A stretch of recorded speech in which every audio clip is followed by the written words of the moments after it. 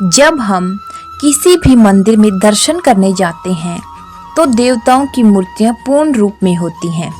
पूरे हाथ, पूरे पांव, नॉर्मल आंखें, स्पष्ट आकृति। लेकिन पुरी के श्री जगन्नाथ मंदिर में भगवान की मूर्ति ना वैसी दिखती है, ना ही वैसी बनाई गई है जैसी हम आमतौर पर और मूर्तियों को देखते हैं। तो सवाल यह है, क्या जगन्नाथ जी की मूर्ति सच में अधूरी है या फिर इसके पीछे कोई गहरा आध्यात्मिक अर्थ छुपा है? नमस्कार दोस्तों, आप देख रहे हैं द डिवोशनल वे। यह चैनल डर, अफवाह या भविष्यवाणी की बात नहीं करता, बल्कि यहाँ हम धर्म, संस्कृति, परंपरा और दर्शन को सरल भाषा में समझने का प्रयास करते हैं। श्री जगन्नाथ जी की मूर्ति को देखकर अक्सर लोगों के मन में यह प्रश्न आता है कि भगवान की मूर्ति बिना हाथ पैर के क्यों है,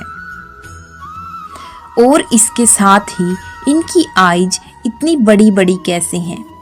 सवालों का आंसर जानने से पहले अगर चैनल पर नए हैं तो वीडियो को लाइक कर अपने दोस्तों के साथ जरूर शेयर करें।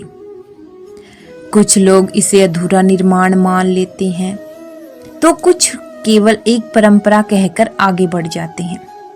लेकिन सच्चाई यह है कि यह मूर्ति न तो अधूरी है और ना ही यह किसी गलती का परिणाम है।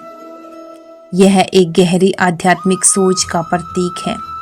इस वीडियो में जो भी बातें बताई जा रही हैं वे किसी डर या महाविनाश की चेतावनी के लिए नहीं है। हम यहाँ केवल शास्त्रों, परंपराओं और भक्तों की मान्यताओं के आधार पर इस विषय को समझने की कोशिश कर रहे हैं। पुराणों के अनुसार मालवा के राजा इंद्रदुमन भगवान विष्णु के एक अद्भुत स्वरूप नीलमाधव की खोज में निकले। कई वर्षों की खोज के बाद उन्हें पता चला कि ओडिशा के जंगलों में एक जनजातीय परिवार नीलमाधव की पूजा करता है। राजा ने उस स्थान पर मंदिर निर्माण का निश्चय किया और यहीं से जगन्नाथ परंपरा की नींव पड़ी। कहा जाता है कि मूर्ति निर्माण के लिए विश्वकर्मा जी स्वयं एक वृद्ध बढ़ई के रूप में प्रकट हुए। उन्होंने शर्त रखी कि जब तक मूर्ति बन रही हो कोई उन्हें देखेगा नहीं। लेकिन कई दिनों तक अंदर से कोई आवाज न आने पर राजा ने द्वार खोल दिया। जैसे ही द्वार खुला, मूर्ति वहीं रुक गई। जैसे आज हम देखते हैं, यह अधूरापन हमें यह सिखाता है कि ईश्वर किसी एक रूप में सीमित नहीं है। जगन्नाथ जी का स्वरूप कहता है, मुझे आकार में मत बांधो, मुझे भावना से समझो। आज हम पूर्णता के पीछे भागते हैं, परिवार में, कैरियर में, समाज में। लेकिन श्री जगन्नाथ जी हमें सिखाते हैं कि अधूरापन भी जीवन का सत्य है और उसी में ईश्वर का वास भी है।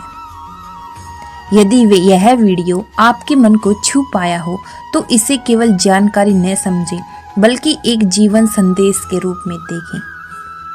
अधूरा होना गलत नहीं है, क्योंकि अधूरेपन में भी ईश्वर है, जैसे कि भगवान जगन्नाथ। अब हम जानेंगे कि भगवान जगन्नाथ जी की आंखें इतनी बड़ी बड़ी कैसे हैं। किसी भी फोटो में, किसी भी मूर्ति में जब भी हम भगवान जगन्नाथ जी को देखते हैं तो उनकी आंखें बहुत बड़ी बड़ी लगती हैं। एक लोक कथा के अनुसार जब भगवान श्री कृष्ण ने राधा और गोपियों के प्रेम व विरह की कथा सुनी, उन्हें पता लगा कि श्री राधा रानी और गोपियां उनके विरह में टूट चुकी हैं।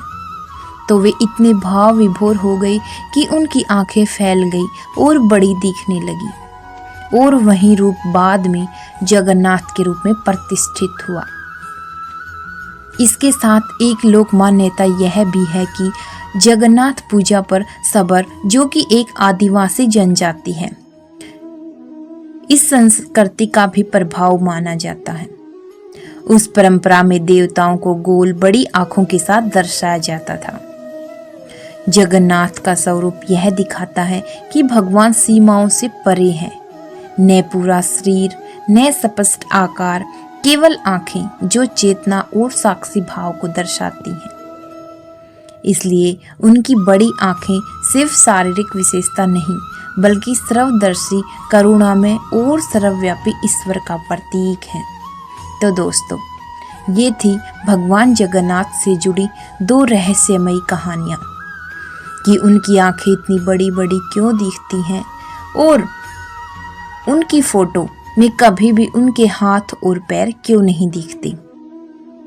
अगला पार्ट हम लेके आएंगे कि भगवान जगन्नाथ की मूर्ति को हमेशा लकड़ी से ही क्यों निर्मित किया जाता है। तो जुड़े रहिए आप। जय जगन्नाथ।